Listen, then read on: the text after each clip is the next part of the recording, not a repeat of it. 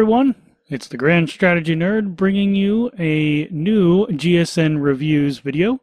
This time we're going to be looking at an early access game called Terroir. I think it's called Terroir. We're going to go with calling it Terroir. It's a winemaking tycoon game, as you can clearly read on the screen in front of you. This is created by General Interactive Company. Right now, as I said, it's in early access, as you can tell by the title. And if you head on over to the Steam page, you'll also see that it's in early access. So what we're going to do in this review is that we're just going to go through and play a little bit of it. We're going to speed up some of the time in order to get over some of the, well, basically downtime, because that is the thing here in this game, that there is a bit of downtime here and there isn't much to do. Now I do have the sound turned off, although the soundtrack is great, but I have the sound turned off just so I don't run into any copyright claims or anything like that. Well, let's get right into a new game. First, we're going to name the vineyard, because I am the Grand Strategy Nerd. We'll name this the GSN Villa. All right, so right away, what we have here is that we're going to start off with some tiles here. And we do start off with what's called a loam, although I can't access it right now. But it is called a loam, and it looks like we have a randomly generated pond next to us as well. Oh, that's some of the amenities. Well, yeah, let's look at this. This is the buttons at the top here. The first one is some of the ambient objects that we can now build in order to make our winery ours, basically. So you can look through that if you want to, but they're basically just for buying. And that leads me to my first little critique about this. As you see, I had to pause the game. Well, we had the game paused, and then we went into a menu, and then when we got out of it, it reverted right back to going at the regular speed. This also happens on the opposite. If we go to, we set it on the fastest speed, we go into a menu and click out of it, it automatically reverts back to the normal speed. So we have those issues, but that's nothing that we can't overcome. Now it looks like we can't build anything while, as you see there, it looks like you can't do anything while the game is paused, which is a bit of an issue here. There we go. Finally, now we can select that we want to plant some grapes there. I had to click around a lot there, but eventually we were able to do that. So what you first have here, and I think it's maybe the only ones that you have right now, you have a Chardonnay and Cabernet Sauvignon grapes that you can plant. They both have they have different prices. We have funds here that we have to worry about. So we're just going to start off with the lowest costing one, which is Cabernet Sauvignon. $5,000 to plant it on one tile, and a monthly maintenance cost $100. So we're going to plant that. And even though it's night, it is planted. So let's speed up the game here. You can see it's starting to grow all beautifully. We are in February, so we need to worry about that, and need to worry about basically what's going on, keeping the plant healthy. Now you can do this by left-clicking on the tile. You can see that it's right here, the foliage stage. It's right now at optimal foliage. So we also have, looks like we had an immunity there. Let's pause that. Immunity to phylorexia for the first 50 years of a vine's life, because we're next to a lake, and at a reduced rate onwards. We also have heavy foliage. So what we need to do is that we need to use our shears, and I'm going to left click on there to take it off. I found that then you need to right or click back on the shears to get rid of it. I find that keeping up the little tile information helps you know what your foliage stage is at. You can see it growing, so you may be able to look at it that way as well. But if you want to really keep it at optimal foliage, definitely keep up the tile.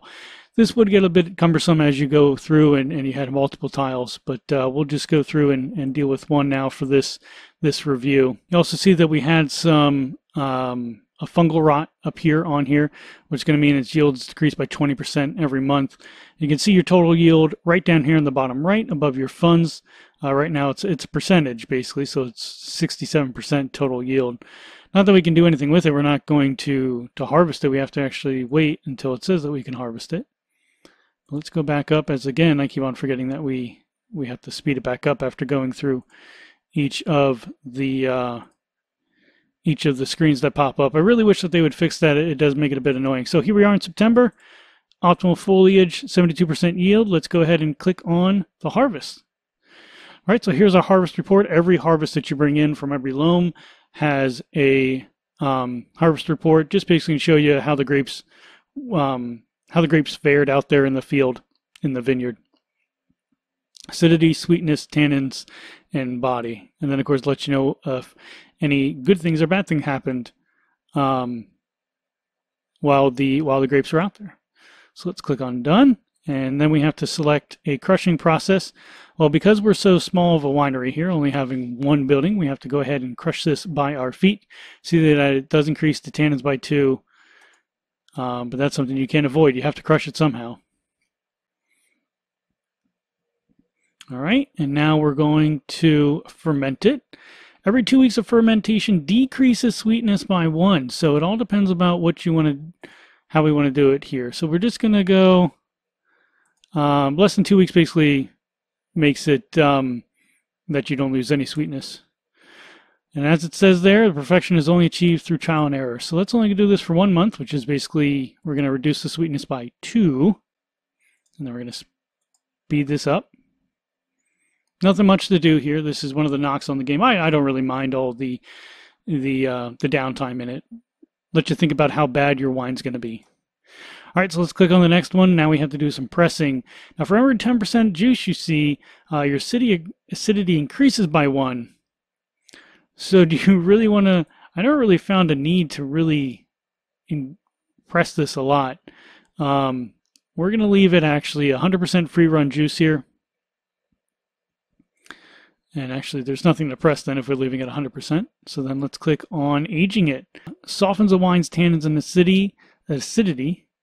The decrease in tannins and acidity stops at certain values depending on the storage type. Some storage methods have a chance of imparting different flavors to your wine, so experimenting with could lead to some, doesn't say, I don't know, it cuts off. Anyways, common French oak barrels, which is the only one that we can use because we don't have an upgraded winery. Decreases acidity by 1 and the tannins by 2 for every month you have it stored. So that's something that you remember because it doesn't really make it apparent how that is. So there's nothing that says that, oh, it's decreased by this many acidity and tannins has been decreased by this much as well. We can click on the Chateau, the little Chateau button to bring up what we can about the Chateau. You can upgrade it if you have the money or look at your financials. You can also click on the little door up here. This brings up how many barrels you have stored. It does actually let you see what your acidity and tannins is at. So we're going to actually let this go just 1 more month. Speed that up again. Okay, so here we are in February, and it doesn't look, was it every 2 months? It doesn't look like it's reduced at all, so we'll just go ahead and bottle it because why waste some time here? And when we get to bottling, now we can choose whether to have a screw cap or cork. You can see that the cost per bottle does increase, whatever you choose here. So let's go with the screw cap, keeping costs down. And we're just going to leave it as the Cabernet Sauvignon 2017, but you can change this to whatever you want to call your wine. We're going to go ahead and bottle that. So after you bottled it, go ahead and organize tasters. You need 3, and the first 3 are not really that good, but it's who you have to invite. And we get a final rating of crap, as you can see here. So we should consider a career change. Well, that's good. However, we still have to sell our crap because we have to try to make somewhat money. We have $8 a bottle here. So let's try to sell off what we have here. We're just going to sell off half of it. And the reason that you want to do that is that we're going to be starting to make a new, we're going to start to make more wine. So you don't want to fill up all of your orders from your cellars and not be able to sell your wine that you're going to make. One of the downfalls I have found of this game is that, well, for me at least, because I'm not always that good at games, but for me, I find it kind of hard to make money in this game. And like I said, that may just be me. Other people may have success at it, but I have really not.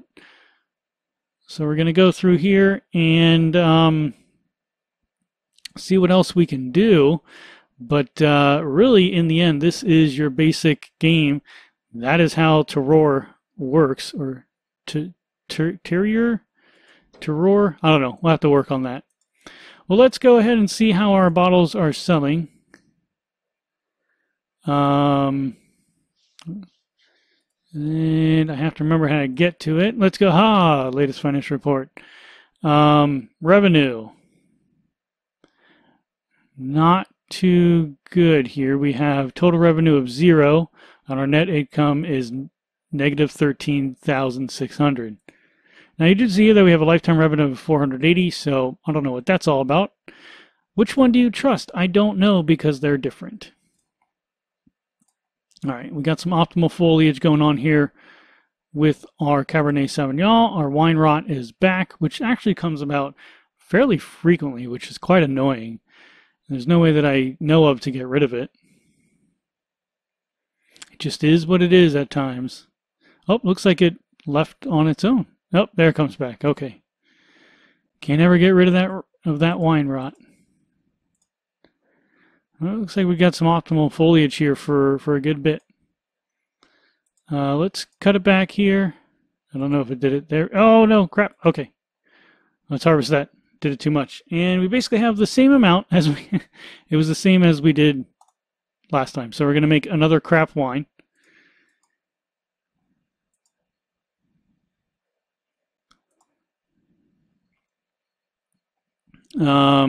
Let's just do it less than 2 weeks to ferment. We're basically making a sweet wine again. All right, let's leave it at 10%. We'll increase the acidity by 1. All right, and again, we can see here for every month, but it didn't reduce. We'll try to keep in mind here 6355. We'll see what happens. All right, we're now into January. So let's see, we reduced it by a couple. Let's bottle it up. Screw cap again, our 2018 Cabernet Sauvignon. And one of the things here, it's actually really difficult, at least I know on my mouse, to actually scroll this damn thing. There we go. All right, let's organize a tasting. So the controls here on their scrolling is a little bit iffy. That would be a little bit of improvement to it. And oh my gosh, it's a great Sauvignon. All right, so it's a great Cabernet. This is exactly why I didn't want to sell it, because you can see here they still have 10 bottles left to sell, so we can't use the Fair Brothers or the Huanggang wine market. We do want to put 240 bottles, though, with the Manhattan Cellars, and we need to wait for these 2 distributors to sell our remaining 10 bottles of the crap wine that we had. So will this improve our funds? I have not seen it improve funds ever. So maybe you need a 5-star wine to really get that oomph in there. It looks like we did actually earn some money that time. But that is Terroir, everyone. And I think it's a fun little game. I think that it is worth the buy. It's a great price for being early access on Steam. So go ahead and pick this up. Like I said, it's a fun little game from General Interactive Company. You can find a link to their website and a link to their Twitter, as well as a direct link to their Steam page for Terroir, which you've come from if you come from Steam, so and checked out the review there. But if you didn't come from Steam and that you just found this just perusing YouTube, go ahead and go over to that Steam page and give General Interactive some love on Terroir. Well, that's everything for my GSN reviews. It's a buy. Go out there and make some wine, and I'd love to hear from you back to see if you guys actually do make some money in this game. Till next time, everyone, good night and good luck.